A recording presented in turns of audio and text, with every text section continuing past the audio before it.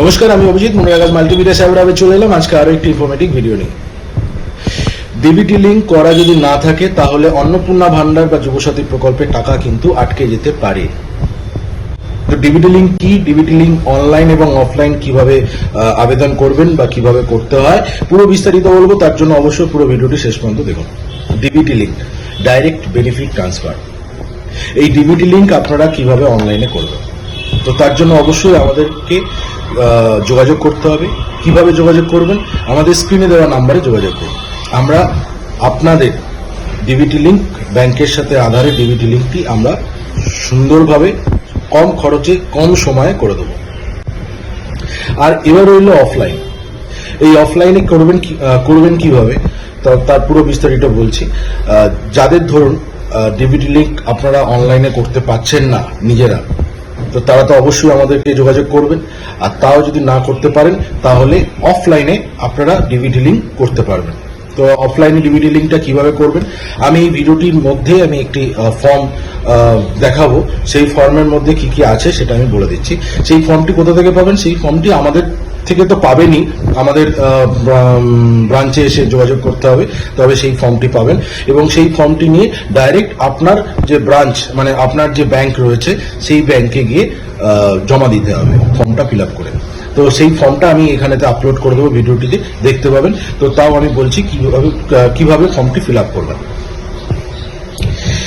দেখুন, ফর্মটির একদম বাঁদিকে দেখতে পাবেন যে ব্রাঞ্চ এবং কোন ব্যাংক, মানে আপনার যে ব্যাংকের অ্যাকাউন্টটি রয়েছে সেই ব্যাংকের ব্রাঞ্চের নাম দেবেন এবং যে ব্যাংকে অ্যাকাউন্ট রয়েছে সেই ব্যাংকের নামটি দেবেন। সাপোজ ধরুন ইউকো হতে পারে, এসবিআই হতে পারে, পিএনবি হতে পারে, হোয়াট এভার, সেগুলো দেবেন। ডেট দেবেন। তার ঠিক নিচে ডিয়ার স্যার অ্যাকাউন্ট নাম্বার দেওয়া আছে, তো অ্যাকাউন্ট নাম্বারটা দেবেন। অ্যাকাউন্ট নেম, যে নামে মানে অ্যাকাউন্ট হোল্ডারের নেমটা দেবেন, মানে আপনার নামটা দেবেন। তারপর দেওয়ার পর যে অ্যাকাউন্ট নাম্বারটা দেবেন, আপনার ব্যাংকের অ্যাকাউন্ট নাম্বারটা দেবেন সেই ব্রাঞ্চে দিয়ে দেখবেন সিগনেচার। আমি এখানেতে ফর্মটা যখন আমি দেবো সেই ফর্মটির মধ্যেই দেখতে পাচ্ছেন সরাসরি সিগনেচার আছে, সেখানে সিগনেচার করবেন। যারা সিগনেচার করতে পারবেন না তারা একটি টিপ দেবেন। তারপরে চলে যাচ্ছে option for receiving DBT benefit, যেটি অনলাইনেও রয়েছে, একই প্রসেস। যারা নতুন করে আবেদন করছেন, মানে নতুন করে ব্যাংক সিডিং করছেন আধারের সাথে, তারা করতে পারবেন। তো সেখানে ওই I wish to seed my account number, ওখানে অ্যাকাউন্ট নাম্বার দেবেন। দেওয়ার পর ওখানে পুরোটা কমপ্লিট হয়ে গেল ফ্রেশ।